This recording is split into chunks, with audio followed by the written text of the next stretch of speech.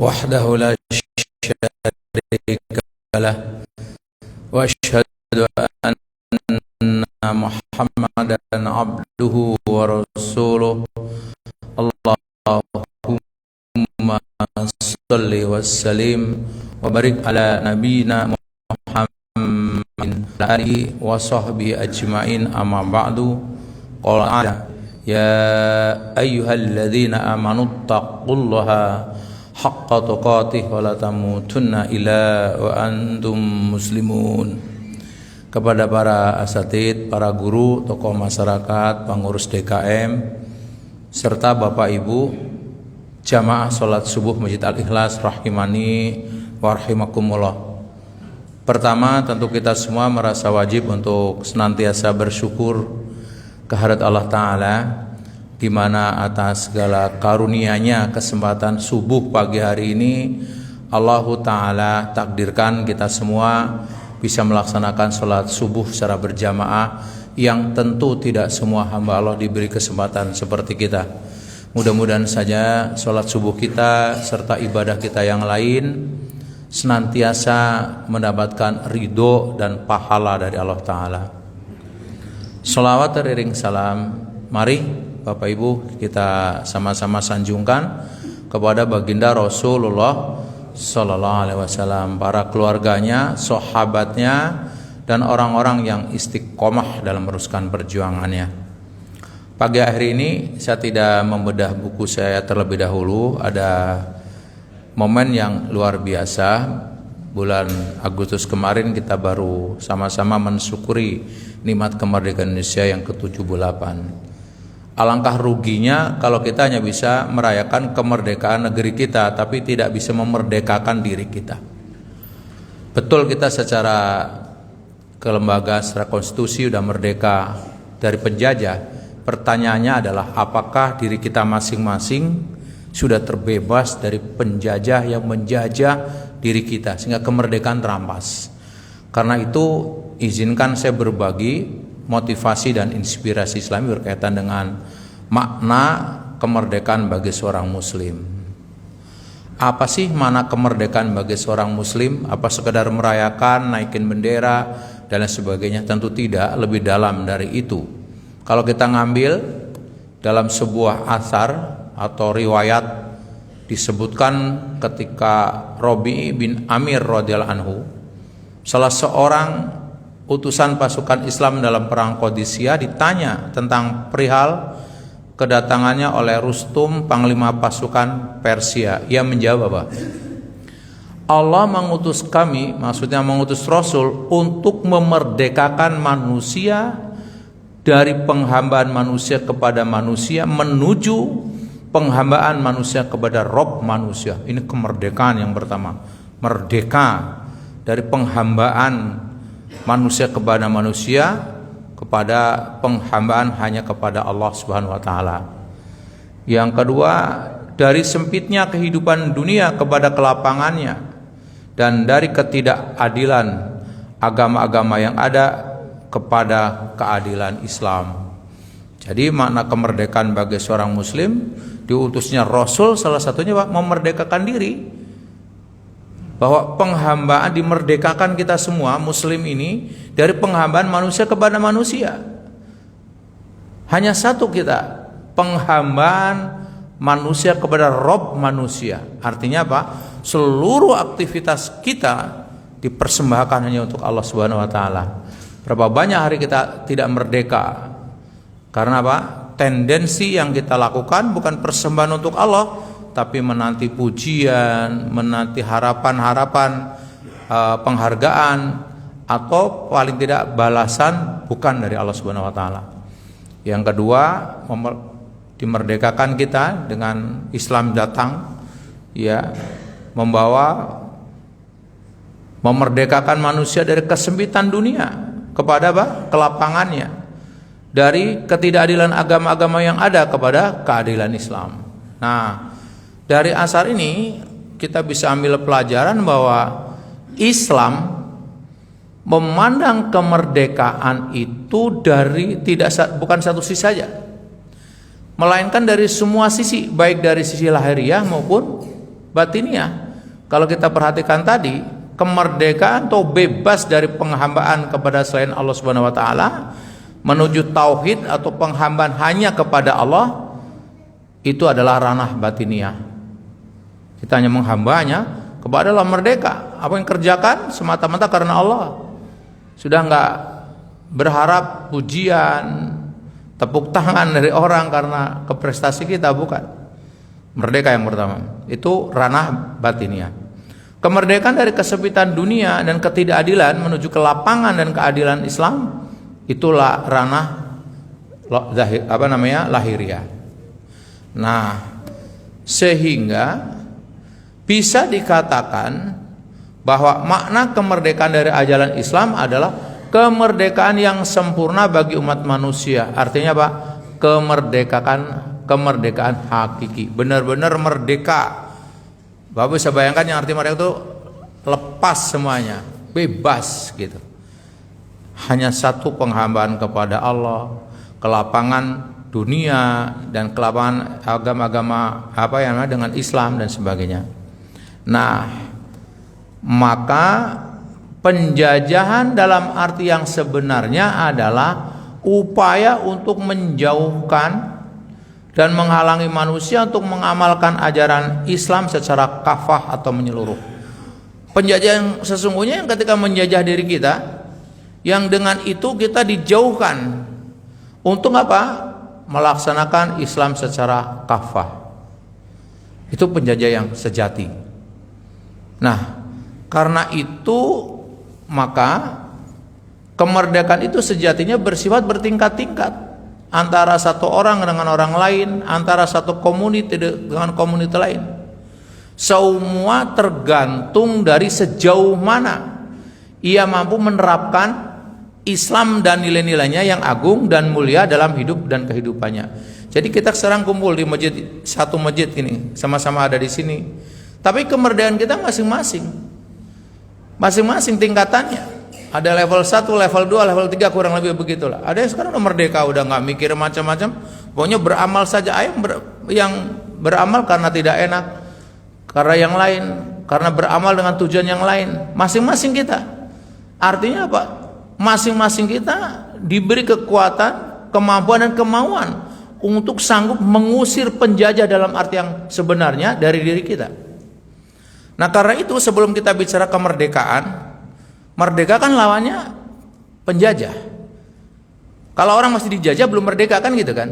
Kalau orang sudah tidak dijajah berarti dia merdeka. Karena itu sebelum sebelum diri kita bisa merdeka, kenali dulu siapa penjajahnya, lalu bagaimana strategi penjajah menjajah kita, setelah itu bagaimana mengusirnya.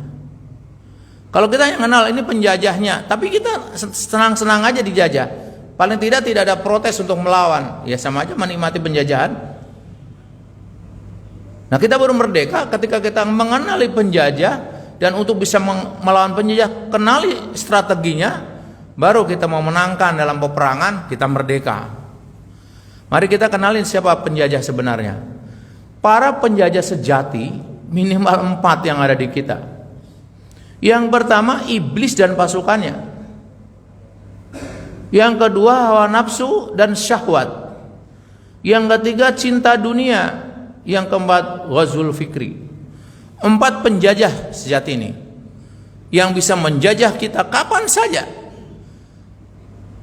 Karena itu mari kita kenali karakter mereka, bagaimana cara menjajahnya, seberapa besar kekuatan untuk menjajah kita, dan apa kelemahannya, karena masing-masing punya kelemahan. Konon Belanda bisa dikalahkan kita dengan perang gerilya katanya kan, artinya ada kelemahan dia. Dan mungkin bapak-bapak yang sudah pernah berkunjung ke Belanda akan kaget-kaget juga kali ya, termasuk saya. Betapa kagetnya saya ketika sampai di sana, ternyata Belanda tidak seluas yang saya bayangkan. Perkiraan saya paling se-DKI kali ya. Saya sering itu bolak-balik antara Belgia ke Belanda itu.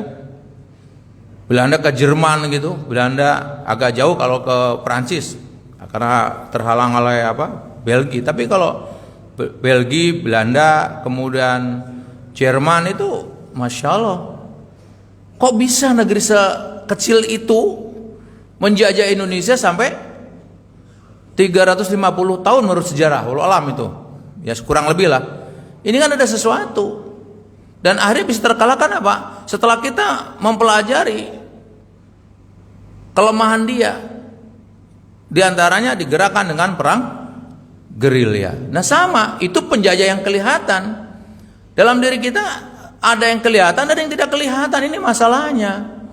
Nah karena itu mari kita kenali karakter penjajahnya dulu, strategi yang dipakai, kemudian apa peluangnya kita untuk mengalahkan dia. Tanpa mempelajari itu nggak bisa, pasti kalah kita. Jadi kalau kita bertanding, misalkan dalam pertandingan bela diri atau yang lainnya, pasti seorang petanding akan mempelajari kekuatan lawan di mana, kelemahannya di mana. Kita harus tahu kenal itu. Kalau kita nggak tahu kekuatan dia, kelemahan dia, bagaimana bertanding? Kita mencoba jurus apalah habis sama dia, misalkan seperti itu.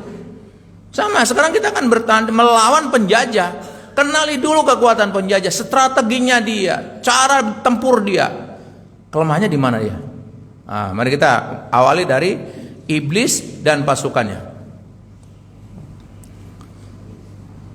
Iblis adalah penjajah yang paling berbahaya bagi manusia. Allah Subhanahu wa taala berfirman di surat Al-A'raf surat 7 ayat 16 sampai 17. A'udzu billahi minasyaitonir rajim. Qala fabima ahwaitani la'aqudanna lahum siratal mustaqim thumma la'atiyannahum min baini aydihim wa min khalfihim wa an aymanihim wa an syama'ilihim wa la tajidu aktsarahum syakirin. Bapak, Allah berfirman, karena engkau telah menghukum saya tersesat, saya benar-benar akan menghalang-halangi mereka dari jalan engkau yang lurus.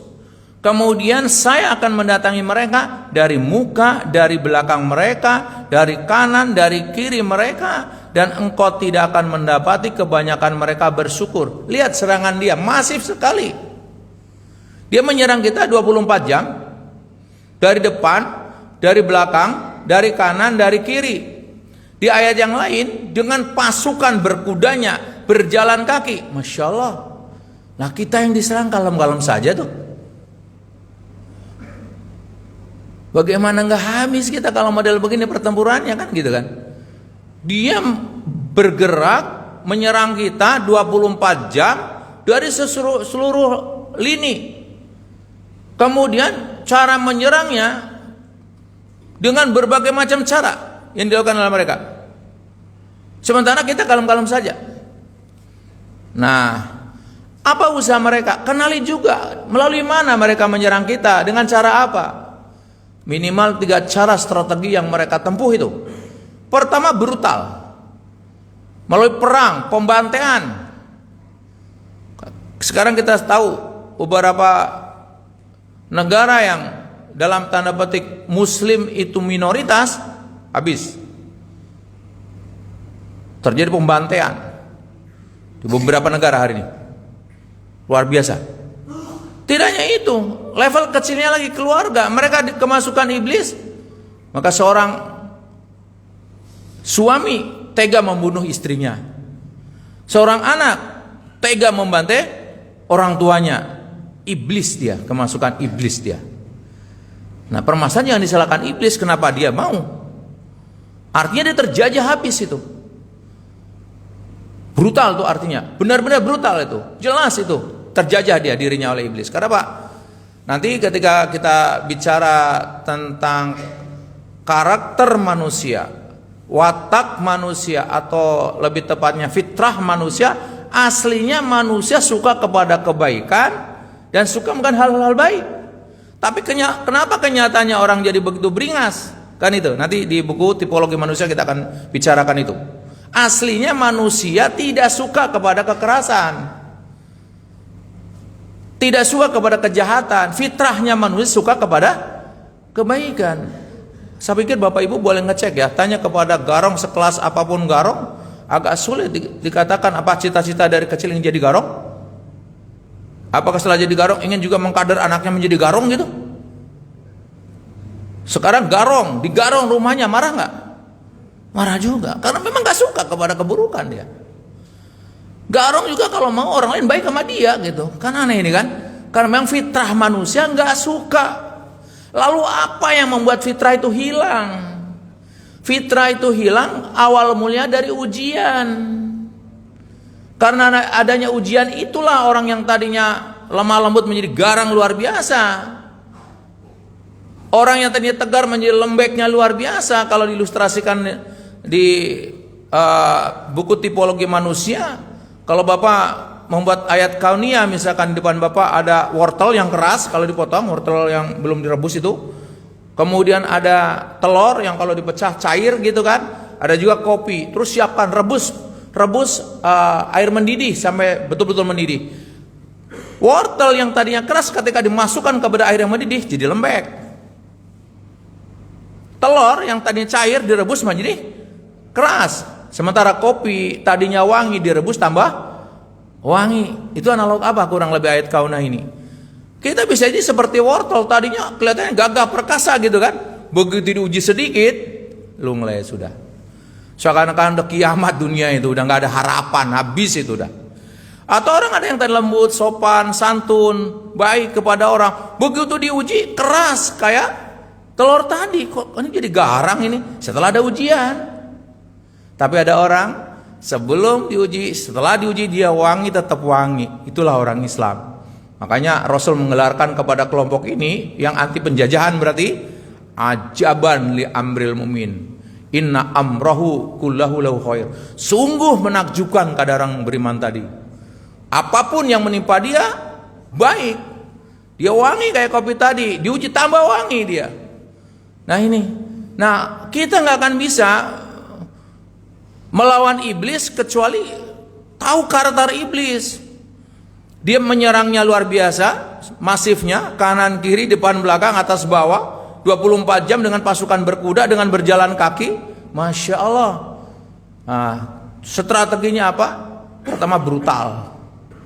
Kenali diri kita. Asli manusia itu suka baik, halus. Tapi kalau kita udah mulai beringas, ingat, ini sudah ada penjajah yang menguasai diri kita. Masa ada seorang suami bunuh istrinya, anak orang lain cuma dititipkan kepada kita, ibunya anak-anak kita. Apa iya sih manusia itu? Tidak mungkin, jelas terjajah. Sadar nggak kita? Sadar dulu, oh ini terjajah, nggak mungkin. Karena dia nggak akan sadar kalau nggak punya perbandingan. Aslinya manusia baik, kenapa saja begini? Itu dulu. Pertama. Yang kedua, terselubung strateginya. Nggak semuanya itu dengan brutal. Iblis juga menggunakan banyak strategi. Brutal nggak bisa dirayu, masuk lewat terselubung. Dengan apa? Penyebaran pemikiran sesat. Disampaikan tuh pemikiran-pemikiran sesat yang nanti di bab khusus disebut Ghazul Fikri. Pemikiran sesat. Kalau kita beragama kan seharusnya tunjukkan beragama yang baik dong, total. Tapi ada pemikiran beragama jangan baik-baik amat lah, jangan terlalu fanatik ya, jangan radikal gitu ya. Jadi kalau udah ngeliat orang semakin rajin ke masjid, hati-hati loh, biasanya udah rajin ke masjid sebentar lagi ngebom tuh. Hubungannya apa gitu kan? Nggak ada, tapi pemikiran sesat. Jadi kalau Bapak punya teman atau kita di lingkungan, makin kita taat, makin kita berjenggot, makin kita sudah celananya di atas mata kaki padahal itu sunnah, orang udah masuk tuh pemikiran sesat. Makanya kemudian kita nggak mau tampil sebagai seorang Islam ragu-ragu. Mestinya kan enggak. Kita seorang Islam apa? Bangga, tunjukkan kita Muslim.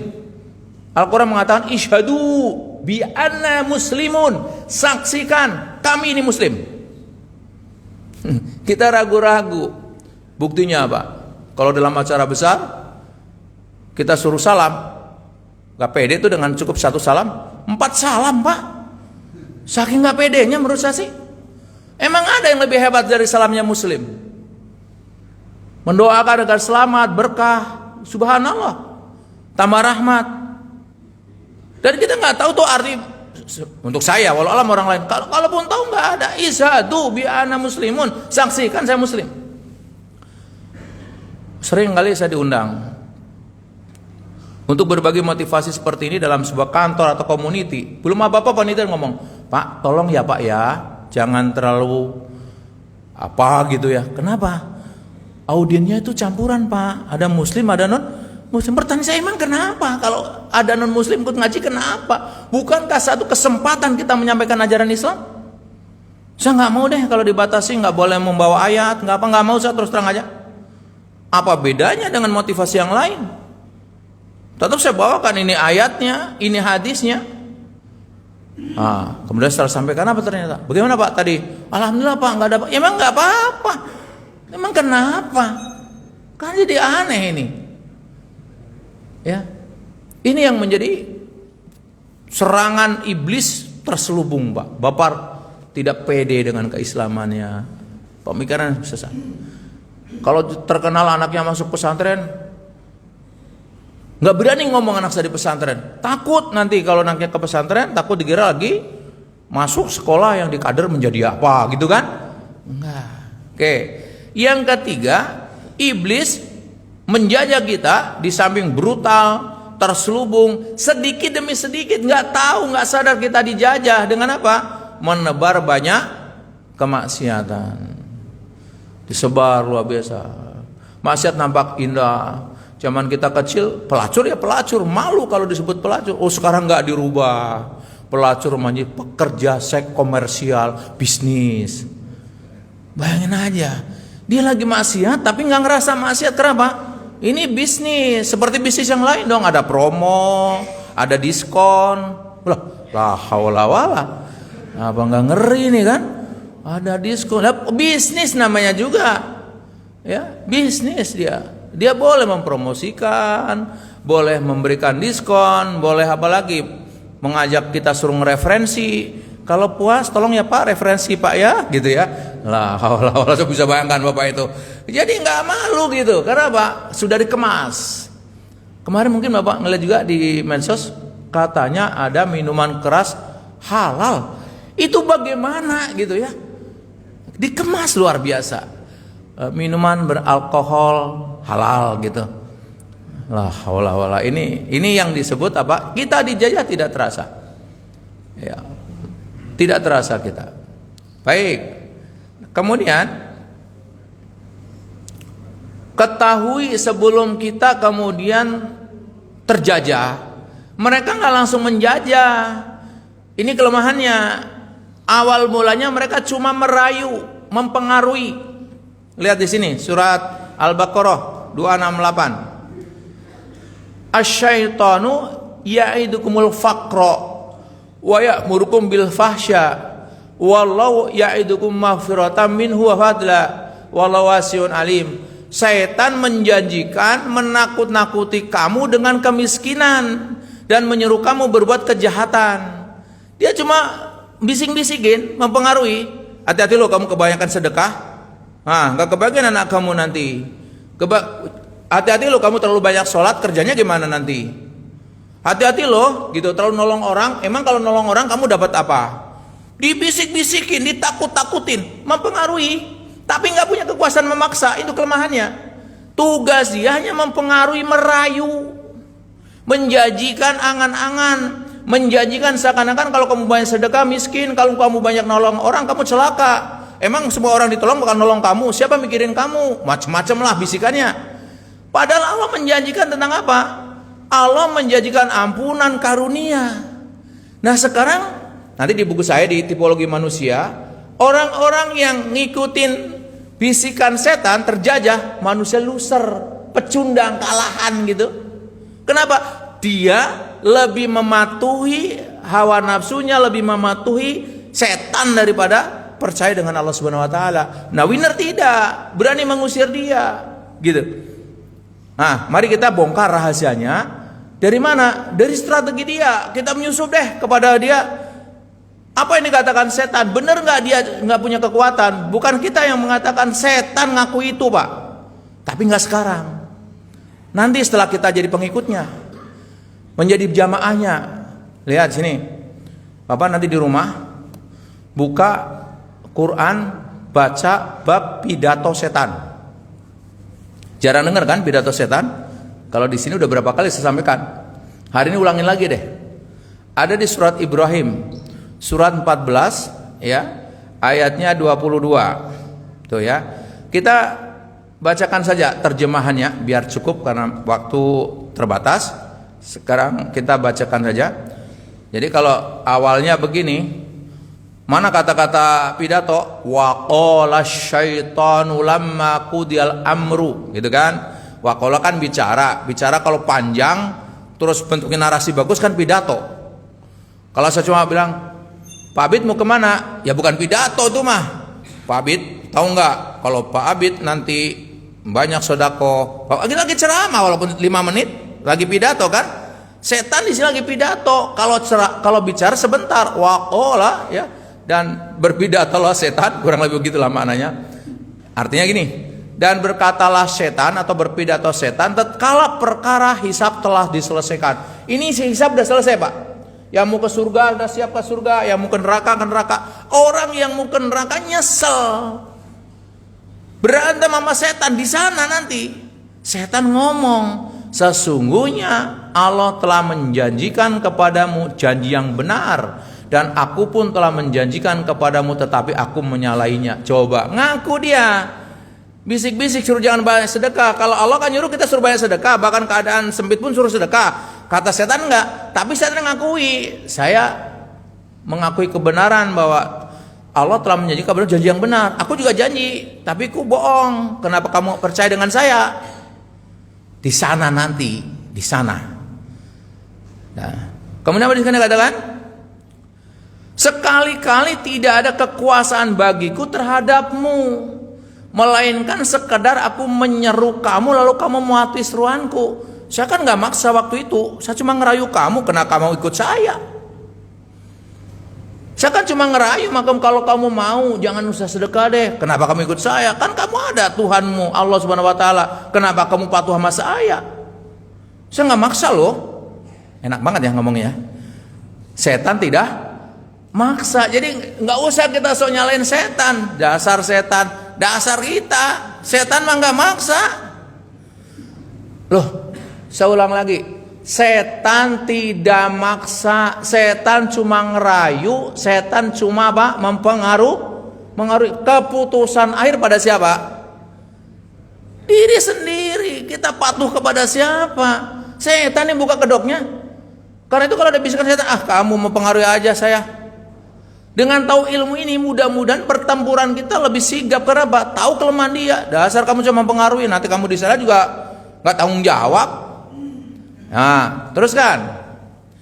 Oleh sebab itu, janganlah kamu mencerca aku, akan tetapi cercalah dirimu sendiri. Ini kurang lebih ada perkataan begini kan kemungkinannya kita nyalain setan ini gara-gara lo setan gue jadi begini. Jangan cerca saya dong. Cerca aja dirimu sendiri. Emang saya maksa kamu? Saya cuma mempengaruhi kamu. Kenapa kamu mau? Nanti. Apa kata setan berikutnya? Aku sekali-kali tidak dapat menolongmu. Kamu pun sekali-kali tidak dapat menolongku. Nah ini sama-sama. Gak usah saling menyalahkan kita ya. Kamu juga gak bisa menolong saya juga gak bisa nolong kamu. Sesungguhnya aku tidak membenarkan perbuatanmu mempersekutukan aku dengan Allah sejak dahulu. Sesungguhnya orang-orang yang dolim itu mendapat siksa yang pedih. Karena itu mari kita masuk neraka berjamaah. Begitu. Bayangkan Pak, keadaan itu keadaan yang sangat genting, menakutkan luar biasa. Dan hari itu kita baru menyadari kesalahan kita. Kenapa saya ikut orang sesuatu yang mempengaruhi saya padahal dia nggak bisa maksa. Ini kita dipaksa setan apa kita yang godain setan? Setan godain kita dong. Jangan-jangan kita yang ngundang-ngundang setan. Udah jelas mau jam sholat, buka laptop. Giliran adzan apa? Nanti pekerjaan tanggung, gitu kan? Berarti kita dong yang ngundang dia. Setan godain kita dong, kan gitu kan? Mesti tahu nih kurang 15 menit adzan tutup segala aktivitas, siap diri kita. Kenapa? Bapak tuh rasanya. Bapak pernah dengerin hadis ini nggak? Ketika adzan dikumandangkan, setan lari terbirit-birit itu Pak. Setan. Selesai adzan balik. Makanya selamatlah orang ketika langsung berangkat. Karena Bapak mumpung setannya lagi lari. Nah kitanya sekarang jadi setan. Nanti ketemu di bab hawa nafsu. Perhatikan di sini dengan baik. Ini yang disebut apa? Kalau mau bertempur, pelajari kekuatan lawan, pelajari kelemahannya. Kekuatannya jelas, dia dengan berbagai strategi dan sebagainya. Kelemahannya apa? Dia tidak bisa apa? Memaksa. Oke, ini ya, ketahui itu, ingat-ingat, setan tidak bisa memaksa, setan hanya bisa merayu, mempengaruhi keputusan akhir pada diri kita. Ini satu. Nah, yang kedua, musuh kita yang menjajah kita 24 jam tidak berhenti, nafsu dan syahwat. Allah berfirman, innan nafsa la ammaratun bisu. Sesungguhnya nafsu itu selalu menyuruh kepada kejahatan. Coba perhatikan, Bapak pernah membedakan enggak? Apa beda setan dengan nafsu? Setan di luar, iblis di luar, nafsu ada dalam diri kita. Itulah sebabnya kenapa di bulan Ramadan setannya dibelenggu, tetap ada apa? Maksiat. Kita tanya-tanya, katanya setan dibelenggu. Ada warteg setengah badan, kelihatan kakinya doang. Ada apa lagi? Maksiat di mana-mana. Setannya dibelenggu, kitanya hari itu yang manggil-manggil yang lagi dibelenggu. Setan, godain kita dong, kan gitu kan? Ah ini dia, hawa nafsu dari diri kita. Sekarang apa pelajari? Bagaimana mengalahkan hawa nafsu? Kalau tadi jelas kepada setan, di samping kita berlindung kepada Allah dan sebagainya, tentu itu. Tapi yang pasti pasang mindset kita, setan tidak bisa maksa. Itu yang pertama. Sekarang bagaimana menghadapi hawa nafsu? Perhatikan, kita harus mengenal struktur manusia. Manusia terdiri dari dua unsur. Unsur tanah, unsur ruh. Raga, jiwa dan raga. Gitu kan? Mengenal itu kan? Kalau yang unsur tanah kelihatan, tangan kita, muka kita, badan kita kelihatan. Bapak sakit sedikit langsung diobati. Kalau yang kelihatan, Bapak misalkan apa, tangannya kena asam urat, punten, nggak bisa, langsung diobati. Sakit kepala dikit, langsung diobati. Tapi kalau unsur ruhnya, jangankan sakit, lapar aja dibiarkan sama kita. Kita disiplin makan sehari 3 kali, jasmani, rohaninya gimana? Banyak orang tanya, Pak Rahmat, kenapa saya kalau baru ikut motivasi, seperti ikut motivasi Bapak ini saya semangat. Tapi kalau sudah 3 hari, 4 hari, hilang semangatnya. Gimana rahasianya Pak? Biar tetap semangat. Saya tanya, Bapak sehari semalam makan berapa kali? 3. Kenapa nggak seminggu sekali? Kenapa nggak seminggu sekali?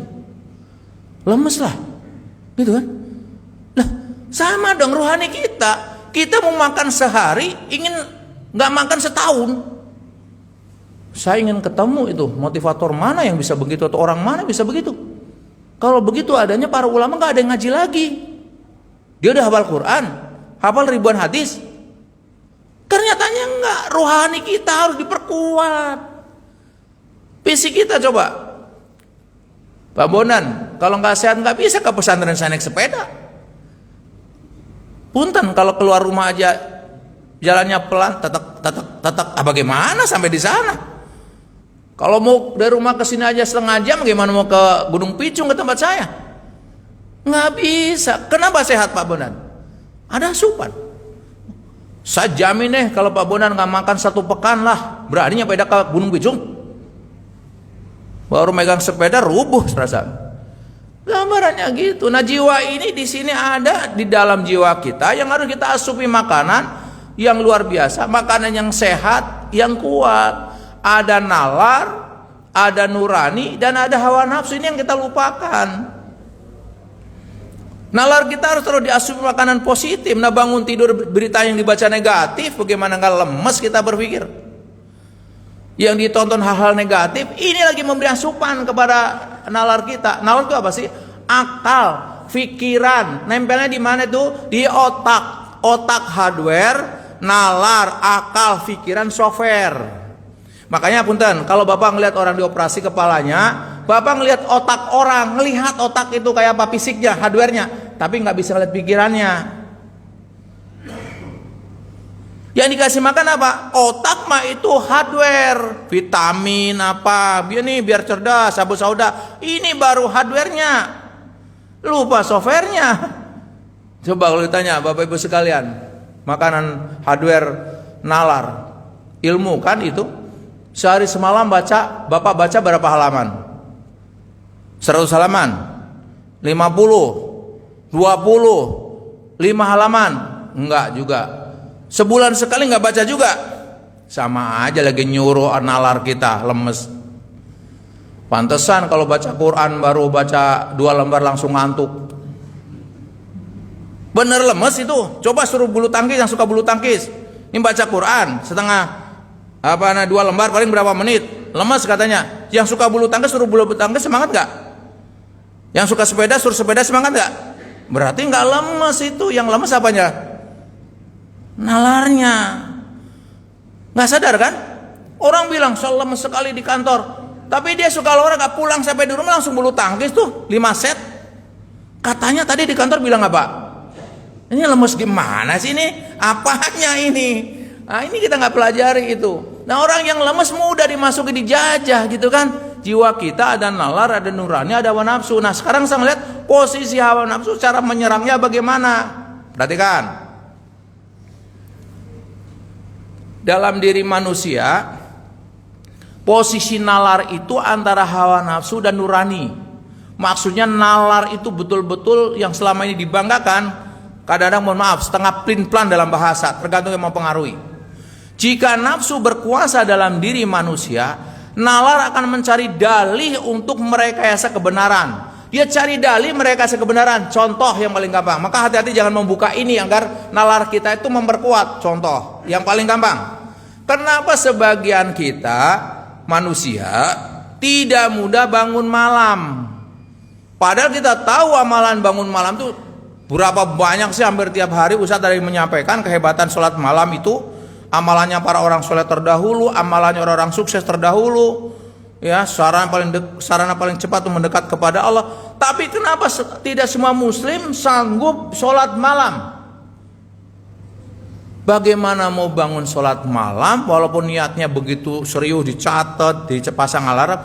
Kalau tidurnya misalkan kita mau jam 4 lah, paling ringan yang 4 kan sekarang udah lumayan tuh 45 menit sudah lebih dari cukup untuk latihan. Kan sebenarnya Bapak mau bangun jam 4 tapi tidurnya jam 1 karena main HP. Kira-kira pas alarm bunyi jam 4 bisa langsung bangun nggak? Enggak, langsung begitu bangun hawa nafsu bilang, kamu masih ngantuk, kurang tidur. Kalau dipaksa kamu bisa pusing, apalagi besok kerja. Kalau ngantuk dipecat gimana? Kata hawa nafsu. Nalar bilang, oh iya ya, saya kurang tidur. Tapi kita nggak pernah tanya, kenapa kurang tidur? Tanya nggak? Enggak. Ini yang merekayasa kebenaran, mencari dalih. Kurang tidurnya kan ada sebab. Sebabnya Pak, berangkat tidurnya larut. Coba kita tidurnya jam 9, jam 4. Hawa nafsu bilang, kamu masih ngantuk. Nalar kita, enggak ngantuk. Lawan itu. Ruh kita bilang enggak ngantuk saya. Jangan kasih peluang dia. Bapak mau program setiap sholat, setiap adzan sholat. Tapi bagaimana adzan sholat? Kurang 5 menit adzan, Bapak kerja. Yang kayak satu tukang nulis atau buka laptop. Yang punya kerjaan ngerjain lagi. Pas adzan, apa katanya? Hawa nafsu, tanggunglah, sholat kan nggak apa-apa. Jamaah kan cuma sunnah, yang penting sholat. Tapi pekerjaan kan penting. Kalau kamu sampai berantakan gimana?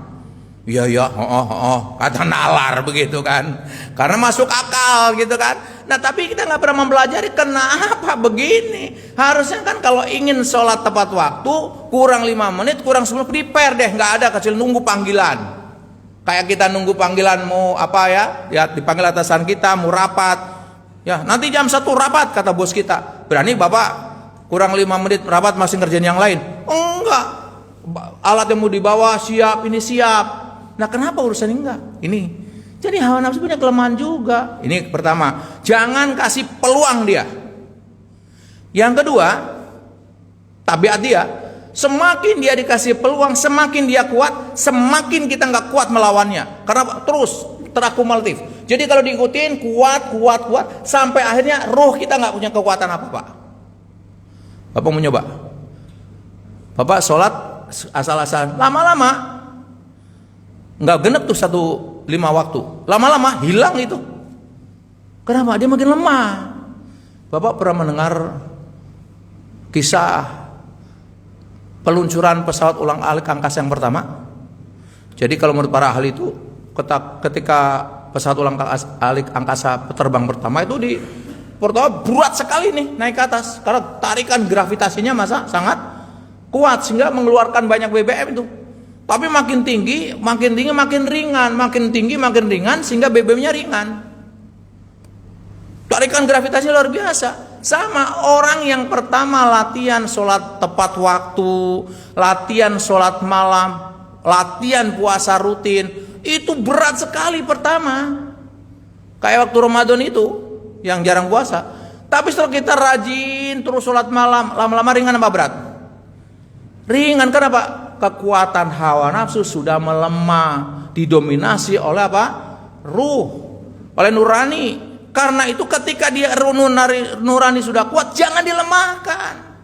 Ini iseng-iseng, sekali-kalilah meeting, janganin. Mau meeting mau apa, tetap jaga. Sudah bisa 5 waktu, bisalah break sebentar, misalkan seperti itu. Lawan terus, jangan kasih kendor. Itu rumusnya apa? Kan ini bicara ngelawan penjajah ya Pak ya. Jadi melawan penjajah tahu kelemahannya, juga kita harus tahu bagaimana mengalahkan dia. Nah, lihat kalau nurani yang kuat. Kalau nurani yang kuat, ya, jika nurani berkuasa dalam diri manusia, nalar akan mencari dalil untuk membuktikan kebenarannya. Cari dalil dia, bukan cari dalih. Maka sering kalau hawa nafsu yang berkuasa, ada seorang, misalkan suami menggambar istrinya sampai pingsan. Ketika ditanya sama mertua, nak, kenapa anak saya digambar sampai pingsan? Anak bapak digambar sampai pingsan aja nggak taat, apalagi digambar, melonjak dia. Kayak bener ya. Ini dalil apa dalih? Dalih. Pak, kenapa Pak? Bapak yang pekerjaannya kau udah digaji tiap bulan begini, kenapa harus ngambilin bukan haknya? Kantor saya kalau nggak cara begini nggak bakal gaji gede. Kita harus cari cara dong, caranya gimana keambil. Ini dalil apa dalih? Dalih. Pak, jangan korupsi lah Pak. Lebih baik dikorupsi kita daripada dikorupsi mereka. Kalau kita yang korupsi bisa tuh bangun masjid, bangun pesantren, nolong anak yatim, katanya gitu kan. Kayak bener ya, kayak bener gitu. Inilah ketika hawa nafsu berkuasa, nalar kita mencari dalih. Jangan terlalu bersandar ke sini ya Pak. Bisa ketangkap ini permainan bagaimana melawan hawa nafsu, bagaimana melawan penjajah yang tipe ini. Intinya ya, di mana sih ruh itu nempel? Di jantung sebetulnya. Maka Rasul mengatakan kan gini, dalam tubuh manusia ada segumpal darah. Kalau dia baik, maka akan baik seluruh tubuh. Kalau dia jelek, akan jelek seluruh tubuh. Apa itu al-qolob? Qolob itu gini, mekar, nutup, qolob. Qolob artinya jantung, bukan hati lever, bukan. Secara fisik, ini analog aja, kiasan. Kalau jantungnya bagus secara fisik, sehat badannya. Demikian pula kalau hatinya bagus, hati secara rohani, maka seluruh perilakunya bagus. Itu maksudnya, hati. Kolop itu, maka ada istilah jantung hati. Bapak lihat tuh gambar I love you, gambar apa itu? Pohon daun waru? Bukan, itu begini nih. Yang ini gambar apa nih? Jantung hati. Jadi Bapak sering nulis I love you nggak ngerti itu gambar apa gitu, nulis saja, gambar aja. Wassalam. Itu gambar jantung hati. Maksudnya hati di sini hati rohani, bukan hati lever, bukan. Levernya sakit, kalau jantungnya masih aman kan gitu kan? Berarti itu gambarannya. Tapi lihat kalau orang mau meninggal, yang dilihat gerakan apa? Jantung. Jantungnya berarti wassalam sudah itu. Nah, itulah dia nempelnya ruh di situ. Allah alam. Udah ketangkap nih musuh yang kedua. Musuh yang ketiga cinta dunia. Ibnu Qayyim al-Jauziyah menyampaikan apa? Muhibbud dunya la yanfaq min salas. Hammun lazimun wa ta'abun daimun wa asratun la tanqadi. Pecinta dunia tidak akan terlepas dari 3 hal. Ini dunia menjajah kita. Dunia kan titipan gitu, tapi bisa menjajah kita. Gara-gara dunia orang mendapatkan kegelisahan yang terus menerus. Nggak merdeka dong. Hidup suruh bahagia, masa hidup suruh gelisah? Sebelum punya harta gelisah mikirin pengen punya harta. Dia cari siang hari, siang malam gitu.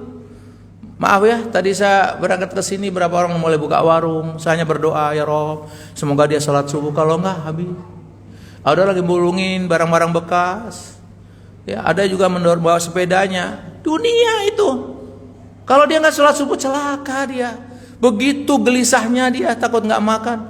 Terus kaya, sudah kaya gelisah juga. Takut ditipu orang, takut hilang, takut bangkrut. Mau tidur cabang yang di sana kira amanah nggak pimpinannya? Bangun lagi ingat, ini jangan-jangan lagi dicuri. Pas pokoknya itu gelisah. Karena dia ngerasa apa? Terjajah dia oleh dunia seakan-akan milik dia dan sebagainya. Padahal dunianya titipan. Kecapean, keletihan yang berkelanjutan, letih terus. Perhatikan, orang-orang pecinta dunia kalau dia lagi miskin, dia korbankan seluruh kesehatannya. Yang penting dapat, capek-capek deh, yang penting dapat harta. Oh, Allah maha kaya, maha pengasih, kasih aja. Dia kok gak sholat, gak apa, terus mencari duit. Karena mengabaikan kesehatan dirinya merupakan anugerah Allah, diabaikan. Begitu dapat uang banyak, sakit dia. Begitu sakit apa? Dikorbankan hartanya, yang penting sehat. Coba perhatikan Pak, ketika miskin dikorban kesehatannya, dikorbankan yang penting dapat uang, kaya. Begitu kaya sakit, dikorbankan uangnya, yang penting sehat. Pertanyaan kapan bahagianya ini? Terus mati. Coba Pak renungkan Pak, bagaimana kita nggak dijajah? Maka Rasul jauh hari ngasih doa pagi sore Pak, suruh direnungin Pak. Allahumma ini a'udzubika minal hammi wal hazani. Bebaskan saya dari rasa gelisah, sedih. Nggak bagus. Ini ngaji udah mikir, loh lama nih, lama Pak Rahmat, lama nih, baru buka warung nih, lama nih. Gelisah lagi ngaji, masih kan tenang ngaji gitu, sholat gitu. Pencinta dunia enggak? Gitu. Maka perhatikan dengan baik. Silakan Pak Haji adakan pengajian. Hari Ahad pengajian. Pencinta dunia. Wah, hari Ahad hari keluarga, untuk olahraga, untuk keluarga. Kalau gitu malam Senin kita adakan. Malam Senin besoknya kerja. Kalau gitu Rabu malam Kamis kan pulang kerja ngantuk. Kapan waktunya? Saya tanya. Kapan? Ketika dia sudah terbebaskan dari penjajah. Penjajah itu namanya dunia. Kenapa ngaji cuma 1 jam takutnya luar biasa? Takut dunia. Dijajah habis. Dia nggak tahu nikmatnya orang ngaji itu kayak apa. Oke. Yang ketiga, penyesalan yang tidak pernah berhenti. Apapun kondisinya menyesal.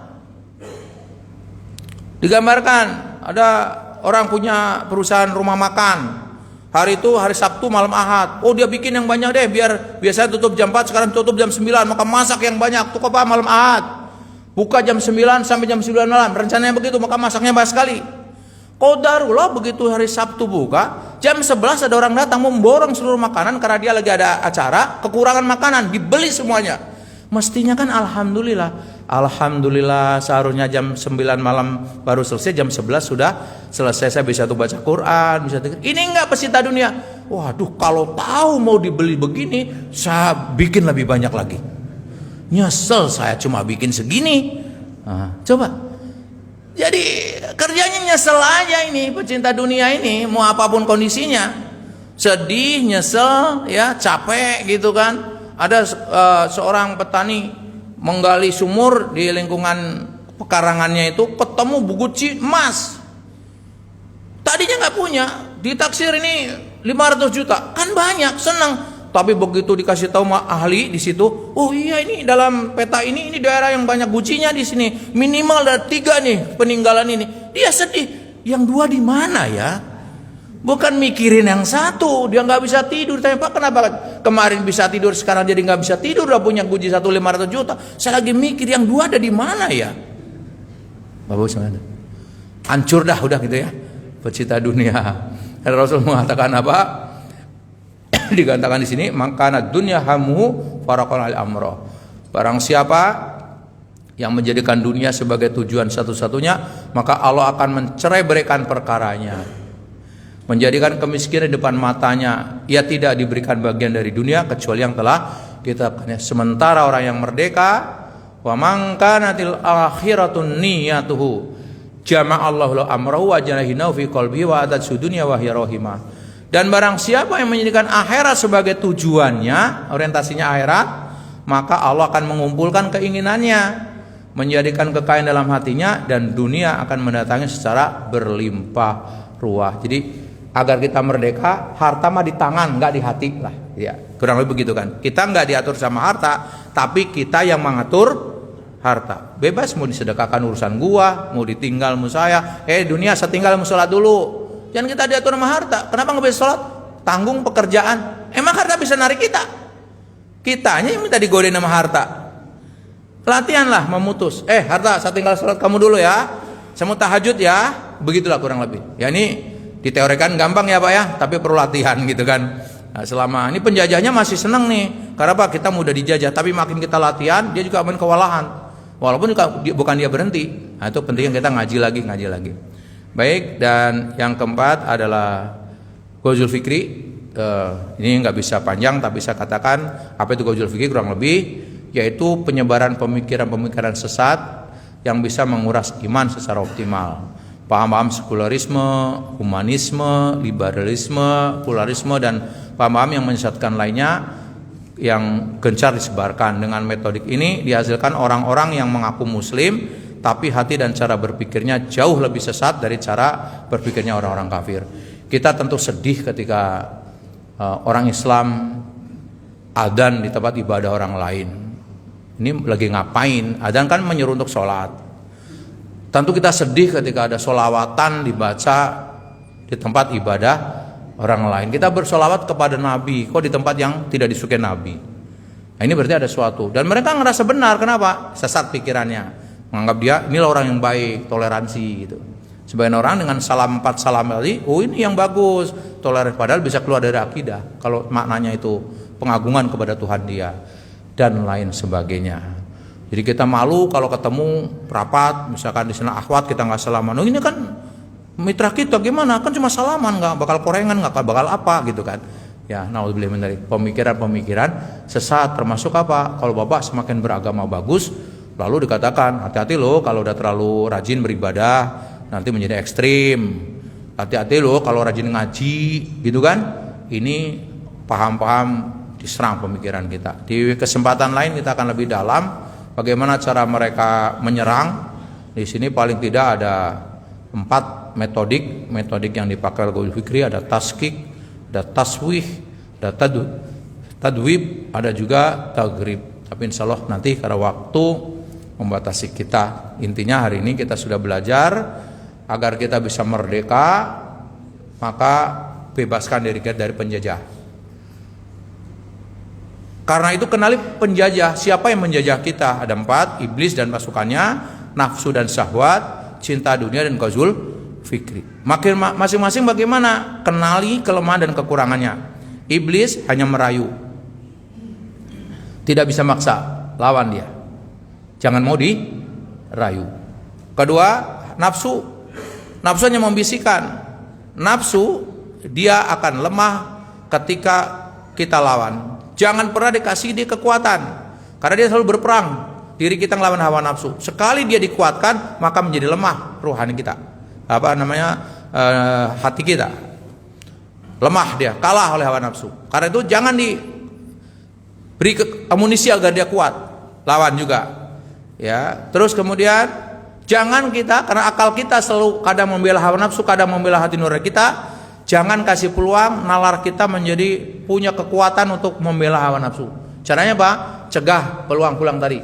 Kalau Bapak ingin bangun malam, ya tidurnya sore. Kalau Bapak ingin sholat tepat waktu, ya menjelang adzan kita udah merdeka. Nah, itu apa lagi misalkan Bapak? Jangan cari kemudian itu menjadi alasan untuk diperkuat oleh nalar kita. Cinta dunia, ingat dunia ini hanya sarana bukan tujuan. Jangan sampai dunia yang harusnya menjadi sarana untuk mengantar ke surga, yang terakhir apa? Mengantar kita ke neraka. Naudzubillah min dzalik. Dan obatnya apa? Ya dunia jangan nempel gitu aja di hati. Nah, Uzul Fikri obatnya apa? Kajian kayak gini, asupan akal kita itu untuk Uzul Fikri. Demikian, semoga ada manfaatnya. Mudah-mudahan kita yang hadir di sini setelah mengenal penjajahnya diberi kekuatan untuk melawan, dan mudah-mudahan hidup kita semakin istiqomah, dan pada akhirnya akhir hayat kita mudah-mudahan mati dalam keadaan husnul khotimah. Kalau ada yang benar dari Allah Ta'ala, kalau ada yang salah dari saya pribadi, mari kita tutup mengaji kita dengan doa kafatul majlis. Subhanaka Allahumma wa bihamdika asyhadu an la ilaha illa anta astaghfiruka wa atubu ilaik. Lebih dan kurangnya saya mohon maaf. Assalamualaikum warahmatullahi wabarakatuh.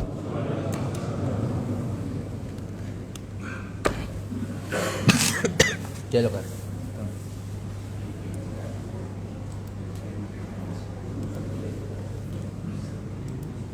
Haji, makasih Pak Haji. Barokah ya. Assalamualaikum warahmatullahi wabarakatuh. Disampaikan kepada jemaah bahwa Bapak Ibu setelah selesai sholat zuhur kita menikmati hidangan yang disiapkan untuk sarapan pagi. Demikian yang disampaikan. Oh ya. Alhamdulillah.